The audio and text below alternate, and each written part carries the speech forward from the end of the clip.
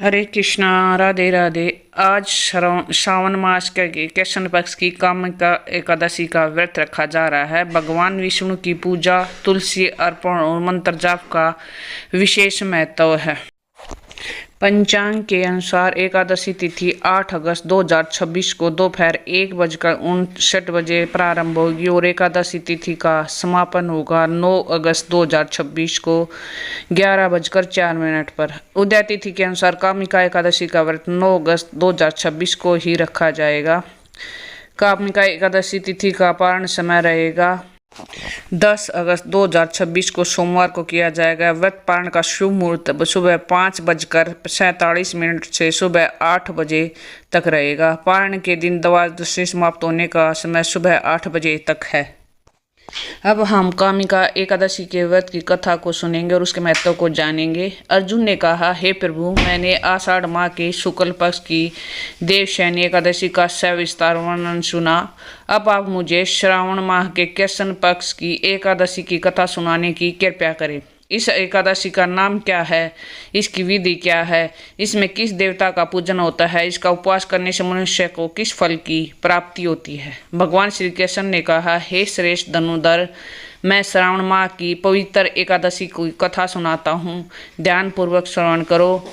एक बार इस एकादशी की पावन कथा को भीष्म पितामह ने लोकहित के लिए नारद जी से कहा था। एक समय नारद जी ने कहा था कि हे पितामह, आज मेरी श्रावण के कृष्ण पक्ष की एकादशी की कथा सुनने की इच्छा है, अतः आप इस एकादशी की व्रत कथा विधान सहित सुनाइए। नारद जी की इच्छा को सुन पितामह भीष्म ने कहा, हे नारद जी, आपने बहुत ही सुंदर प्रस्ताव किया है। अब आप बहुत ध्यानपूर्वक इसे श्रवण कीजिए। श्रावण माह के कृष्ण पक्ष की एकादशी का नाम कामिका एकादशी है। इस एकादशी की कथा सुनने मात्र से ही वाजपेय यज्ञ के फल की प्राप्ति होती है। कामिका एकादशी के उपवास में शंख चक्र गदाधारी भगवान विष्णु का पूजन होता है। जो मनुष्य इस एकादशी को धूप, दीप, नैवेद्य आदि से भगवान विष्णु की पूजा करते हैं, उन्हें गंगा स्नान के फल से भी उत्तम फल की प्राप्ति होती है। सूर्य ग्रहण, चंद्र ग्रहण में केदार और कुरुक्षेत्र में स्नान करने से जिस पुण्य की प्राप्ति होती है, वह पुण्य कामिका एकादशी के दिन भगवान विष्णु की भक्तिपूर्वक पूजा करने से ही प्राप्त हो जाता है। व्यतिपात में या गंडकी नदी में स्नान करने से जो फल प्राप्त होता है, वह फल भगवान की पूजा करने से मिल जाता है। संसार में भगवान की पूजा का फल सबसे ज़्यादा है, अतः भक्तिपूर्व भगवान की पूजा न बन सके तो श्रावण माह के कृष्ण पक्ष की कामिका एकादशी का उपवास जरूर करना चाहिए। जो उत्तम द्विज श्रावण माह के कृष्ण पक्ष की कामिका एकादशी का उपवास करते हैं, भगवान विष्णु का पूजन करते हैं, उन्हें सभी देव, नाग, किन्नर, पितर आदि की पूजा उनकी हो जाती है। इसलिए पाप से डरने वाले व्यक्तियों को विधि विधान सहित इस उपवास को करना चाहिए। संसार सागर तथा पापों में फंसे हुए मनुष्यों को इनसे मुक्ति के लिए कामिका एकादशी का व्रत जरूर करना चाहिए। कामिका एकादशी के उपवास से भी पाप नष्ट हो जाते हैं। संसार में इससे अधिक पापों को नष्ट करने वाला कोई उपाय नहीं है। हे नारद जी, स्वयं भगवान ने अपने मुख से कहा कि मनुष्यों को अध्यात्म विद्या से जो फल प्राप्त होता है, उससे अधिक फल कामिका एकादशी का व्रत करने से मिल जाता है। इस उपवास के करने से मनुष्य को न यमराज के दर्शन होते हैं और न ही नरक के कष्ट भोगने पड़ते हैं, वह स्वर्ग का अधिकारी बन जाता है।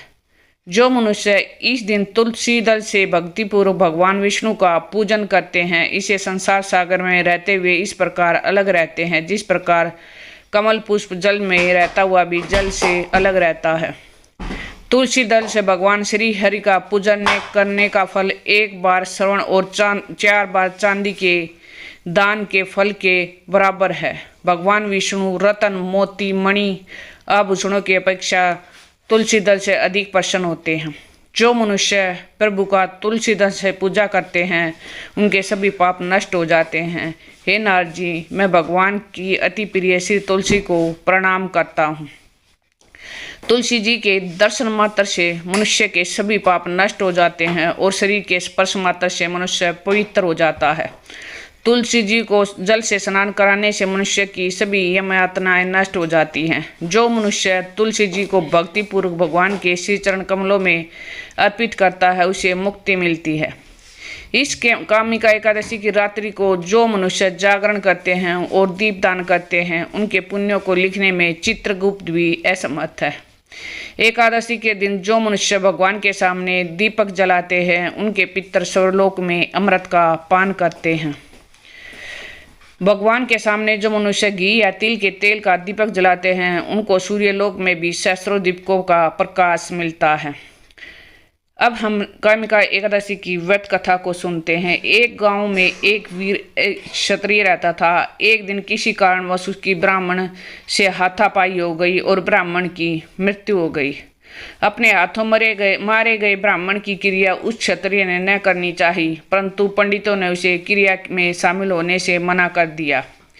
ब्राह्मण ने बताया कि तुम पर ब्रह्म हत्या का दोष है, पहले प्रायश्चित कर इस पाप से मुक्त हो, तब तुम्हारे घर का भोजन करेंगे।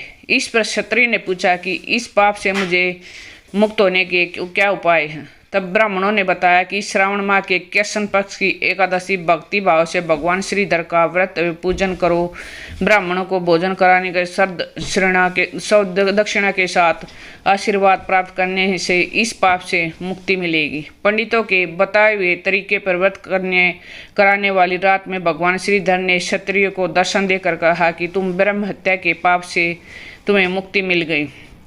इस व्रत के करने से ब्रह्म हत्या आदि के सभी पाप नष्ट हो जाते हैं और इहलोक में सुख भोग कर प्राणी अंत में विष्णु लोक को जाते हैं। इस कामिका एकादशी के माध्यम के श्रवण पठन से मनुष्य सुरलोक को जाते हैं। बोलो जय श्री हरि।